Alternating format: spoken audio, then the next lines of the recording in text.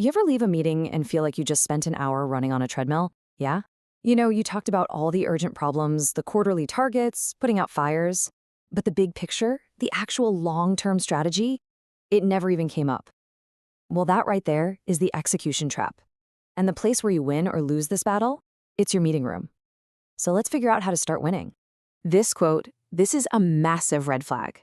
It came from an executive at a company the source material calls Connor Corporation. Now, after a really successful IPO, they got completely, and I mean completely obsessed with hitting their quarterly numbers. Every single meeting, every decision, it was all about closing that gap for the next financial report. They figured they had no time for strategy because, if they missed their numbers, they might not even be here for the long term. And this is what happened. By focusing only on the short term, they totally sacrificed their future. They just limped from one quarter to the next, never really innovating, never adapting their strategy, until eventually they had to sell the whole company for just a fraction of what it was once worth.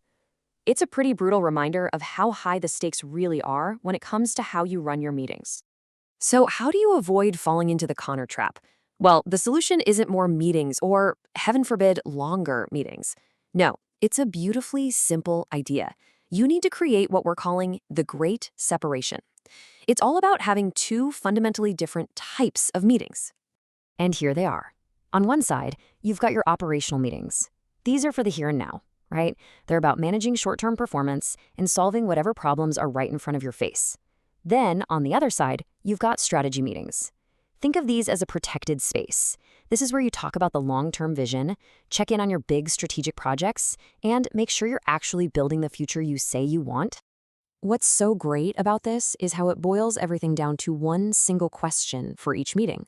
For an operational review, you're basically just asking, are our operations in control? It's a tactical check-in. But for a strategy review, the question is so much bigger. Is our strategy working? And that forces a completely different and way more important conversation. Okay, so what does this separation actually look like in the real world? Let's start with mastering the operational side. And honestly, there is no better example than the revolutionary system the NYPD developed back in the 90s, called CompStat. Just look at that number for a second. 65%. Under the CompStat system, major crimes in New York City plummeted by an incredible 65%. Now, this wasn't some kind of magic trick. It was the direct result of a relentless, data-driven focus in their operational meetings. Before CompStat, can you believe this? The NYPD only looked at their crime stats once a quarter. I mean, it was basically useless for making real-time decisions. CompStat changed the whole game.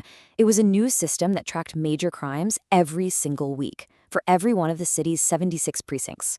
All of a sudden, commanders had timely, actionable data. And that brings us to the meetings themselves. So twice a week, precinct commanders would have to stand at a podium while their precinct's data was blown up on a huge screen. Senior officials would pepper them with questions, but, and this is the critical part, it wasn't about blame. They'd ask, what are we doing about this, and what worked? The goal was to find what was actually working on the streets and share it, not to punish commanders for trying something new that maybe didn't pan out. This process is just brilliant. It all started with clear, undeniable data. Then came those non-blaming questions. That led to discovering successful tactics that could then be shared with all the other 75 commanders sitting right there in the room. It even started breaking down old barriers, because commanders started bringing their detectives and other folks to the meetings to solve problems together right then and there. So if you want to steal this idea for your own operational meetings, and you should, here's the CompStat recipe. First, it's got to be based on timely data. Second, it needs to stay laser-focused on immediate, near-term issues. Third, and this is a big one, you have to build a culture of problem-solving, not blaming. And finally, there has to be crystal clear accountability and follow-up from the top. Okay, so you've mastered the day-to-day using a model like CompStat. Awesome. But that's only half the battle, right? How do you protect the long term? Well, that requires a totally different kind of meeting, with a different feel and, crucially, different people in the room.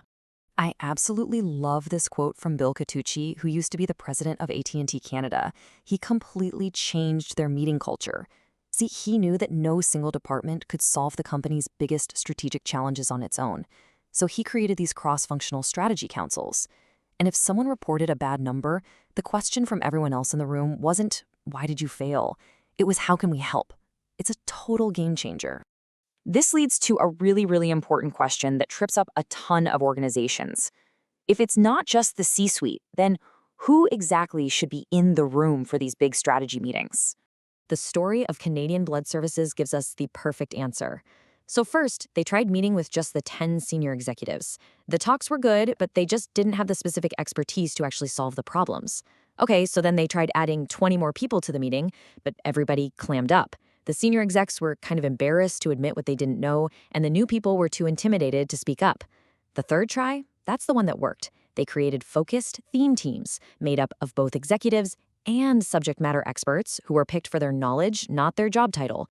Does this look familiar to anyone? This is what most so-called strategy meetings actually look like when they're failing. They become totally backward-looking. A staggering 60% of the time is spent just reviewing past performance. That leaves almost no time to actually discuss the future and, plan a way forward. And this is the goal. A real strategy meeting completely flips the script. By sending out all the data and reports before the meeting, you can spend just 10% of your time on review and dedicate a full 90% to what actually matters: discussing, problem solving, and planning for what's next. So we've seen the problem, we've seen the solution. Now let's put it all together into a simple playbook you can use to start fixing the meetings in your own organization. Here it is, side by side. Your operational meetings are frequent, we're talking daily or weekly, with your functional teams just focused on resolving immediate problems. Strategy meetings, on the other hand, are less frequent, maybe monthly or quarterly, with that mix of execs and experts focused on the big picture and solving those systemic, tricky issues. They have different purposes, different people, and totally different agendas. They just cannot be the same meeting. So here's the final thought I want to leave you with. Pull up your calendar right now. Look at all those recurring meetings you have. And ask yourself, honestly, are they operational or are they strategic? Are your meetings designed to get you through the week, or are they truly designed to build your future? The answer to that question might just change everything.